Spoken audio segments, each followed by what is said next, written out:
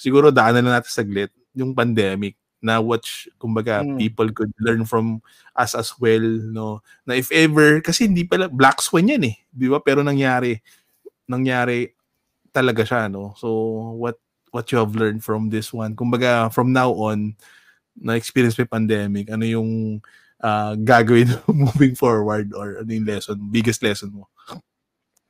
Well, first is, not every day is a sunny day, di ba? Yes. Once in a while, you will encounter rainy days, and you should start on the things that you have control of. Yes. Ako, we were very, how do you say that? We were, before pandemic, we were very complacent and assured that there will always be a franchise coming in, Ganun ang akin, no? But these are something beyond your control. Pero ang sinasabi ko, always work on the things that you have control of. One is save money. Save money.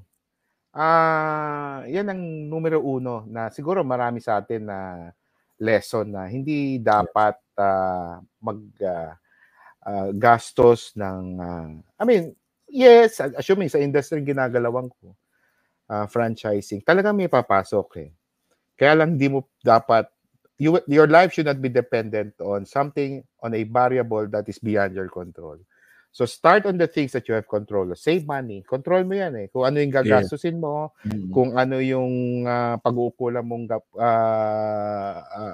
education, ipa-prioritize mo. Yan ang mga bagay na may control.